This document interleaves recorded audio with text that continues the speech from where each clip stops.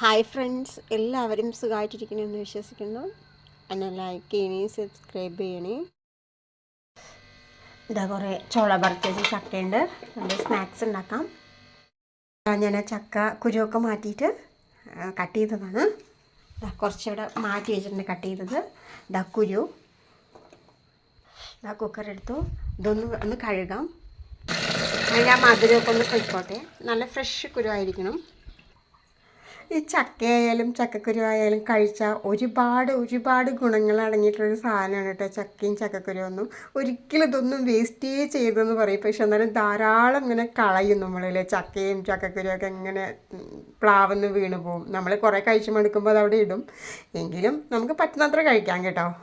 ചക്കനെയും കാട്ടിലും ചക്കക്കുരുവിൽ ധാരാളം പോഷകങ്ങൾ അടങ്ങിയിട്ടുണ്ടെന്നാണ് പറയാറ് കേട്ടോ. പൊതുവെ ചക്കക്കുരു ഒരിക്കലും കളയരുത് കേട്ടോ. കുറച്ച് ഞാൻ കല്ലുപ്പിട്ടിട്ടുണ്ട്. കുറച്ച് വെള്ളം വേവാനുള്ള വെള്ളം ഒഴിച്ച് കൊടുക്കുന്നുണ്ട്. വേറൊരു പാത്രം എടുത്തു. കുറച്ച് കടലപ്പരിപ്പാണേ. ഇത് നന്നായി വൃത്തിയായി കഴുകിയെടുക്കാം. കുറച്ച് കടലപ്പരിപ്പ് എടുത്തു. കുറച്ച് വെള്ളം എടുത്തു. എന്നിട്ട് അതിൻ്റെ ഉള്ളിൽ ഇങ്ങനെ ഇറക്കി വെച്ച് കൊടുക്കാം കേട്ടോ. അപ്പോൾ രണ്ടുമായി, ഗ്യാസ് ലാഭമായി, രണ്ടും വെന്ത് കിട്ടുകയും ചെയ്യും. ഒരു ചീനച്ചട്ടി എടുത്തു.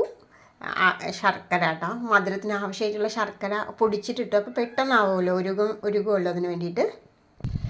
ഇങ്ങനെ അടുപ്പത്ത് വെച്ചിട്ട് അടുപ്പങ്ങനെ കത്തിച്ച് കൊടുക്കാം. നമ്മളെ നായൻകുട്ടന്മാരൊക്കെ മിണ്ടാണ്ട് റെസ്റ്റിലാണ്. ഒരു പ്രത്യേകിച്ച് പണിയൊന്നും കാണാനില്ല ഇവിടെ. ഒന്നും മിണ്ടാതെ കിടക്കുവാണ് കേട്ടോ. മഴ എന്താണെന്ന് അറിയില്ല. ഒരൊറ്റ പോക്ക് അങ്ങനെ പോയിട്ടോ, മഴനെ കാണാനില്ല.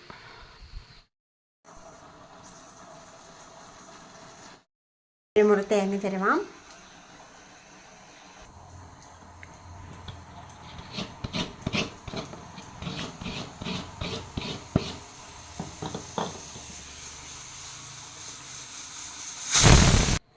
ഒരു കപ്പ് റവ എടുത്തിട്ടുണ്ട്. ഇതൊന്ന് കുതിരാൻ ഒന്ന് വെള്ളത്തിലിട്ടിരിക്കാം.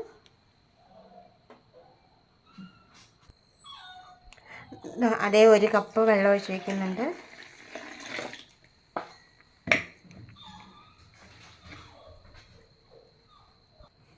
നമുക്ക് കുക്കർ തുറന്ന് നോക്കാം.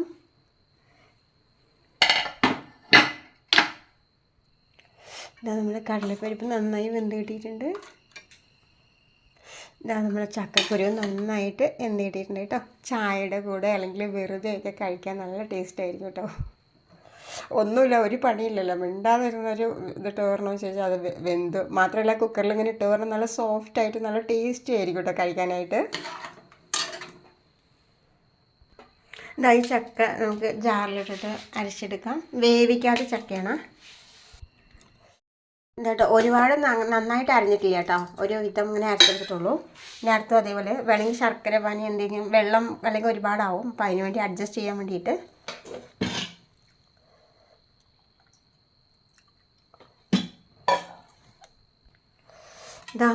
ഞാൻ ഫുള്ളായിട്ട് ഒഴിച്ചു. കുറച്ച് ചക്കക്കുരു തൊലി കളഞ്ഞിട്ട് എടുത്ത് വെച്ചാണ്, അതിട്ട് കൊടുക്കാം. ഇതിപ്പോൾ ഇങ്ങനെ ആയിക്കട്ടിരുന്ന് ഈ ചക്കയിൽ ഒഴിച്ചു കൊടുക്കാം.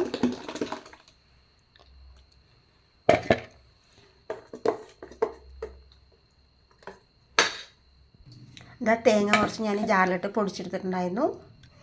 അതിലിട്ട് കൊടുക്കാം. എല്ലാം കൂടി നന്നായിട്ട് മിക്സ് ചെയ്ത് കൊടുക്കണം.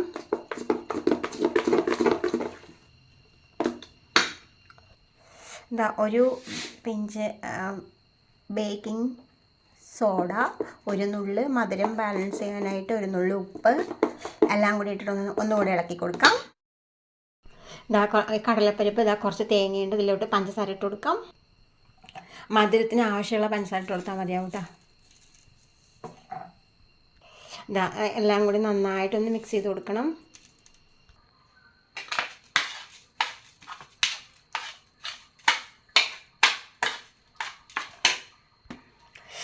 കൈ കൊണ്ട് വേണമെങ്കിൽ നന്നായിട്ടൊന്ന് ഇങ്ങനെ തിരുമ്മി കൊടുക്കാം കേട്ടോ. അപ്പോൾ എല്ലാത്തിലും നന്നായിട്ട് പിടിക്കുകയെ.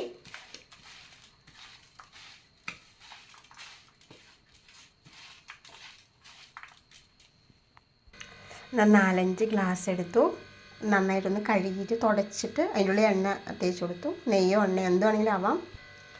ഒരു തവയെടുത്തു. കുറച്ച് ശേഷം ഇങ്ങനെ കോരി ഒഴിച്ച് കൊടുക്കാം.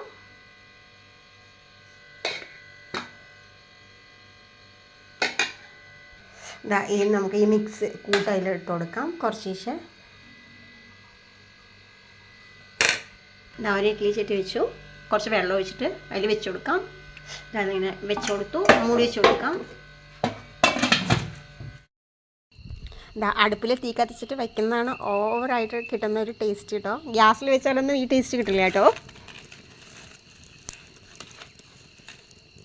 ഗ്യാസും ലാഭിക്കാം, ടേസ്റ്റും കിട്ടും കേട്ടോ. കേട്ടോ റെസിപ്പിയൊക്കെ ഉണ്ടാക്കാൻ നിന്നിട്ട് സമയം ഒരുപാട് വൈകി. 2:30 പോകേണ്ടതാണ് കേട്ടോ. 3 മണിയായി. അംഗൻവാടിക്ക് പോകാൻ ഇതാണ്ടില്ലേ കാടിൻ്റെ ഉള്ളിൽ കൂടെ ഇങ്ങനെ പോകണം കേട്ടോ.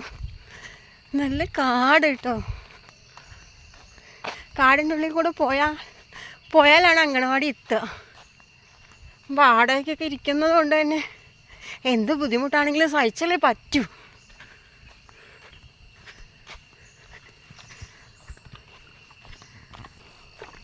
മഴ വരുന്നുണ്ട്. റോഡ് കണ്ടോ, മഴ പെയ്യുമ്പോൾ ചളിപിളിക്കുന്നുണ്ടാവും. അത് കഴിഞ്ഞാൽ പിന്നെ ഇങ്ങനെ ഉണങ്ങി കിടക്കുന്നുണ്ടാവും. അത്യാവശ്യം കുഴപ്പമില്ല നടന്നു പോകാൻ. എത്ര വലിയ തേക്ക് മരം നോക്ക്. അയ്യോ നല്ല വലുപ്പമുള്ള അത്രയും വലിയ തേക്ക് മരം ഞാൻ കണ്ടിട്ടില്ല കേട്ടോ.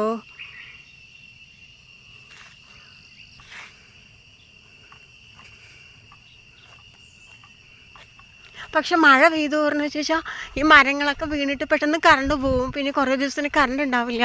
അങ്ങനത്തെ പ്രോബ്ലംസ് ഒക്കെ ഉണ്ടാവും കേട്ടോ. ഈ മരമൊക്കെ എടുത്ത് മാറ്റാൻ ഭയങ്കര ബുദ്ധിമുട്ടായിരിക്കും. അപ്പോൾ അതുകൊണ്ട് തന്നെ കറണ്ടൊക്കെ വരാനും ബുദ്ധിമുട്ടായിരിക്കും. ഇപ്പോൾ തേക്കിൻ കാട് പോയി ഇവിടെ എത്തിയപ്പോൾ റബ്ബർ കാടായി കേട്ടോ. ഫുള്ള് റബ്ബർ കാട്. എങ്ങനെ പോയാലും കൊടും കാട് എത്ര തന്നെ കേട്ടോ. ടൗണിലൊക്കെ ഇരുന്നവർക്ക് കാട് ഇഷ്ടപ്പെടില്ല. കാടിൻ്റെ ഉള്ളിലിരുന്നവർക്ക് ടൗണും ഇഷ്ടപ്പെടില്ല കേട്ടോ. രണ്ടും നല്ല ഡിഫറെൻ്റ് ഉണ്ട്.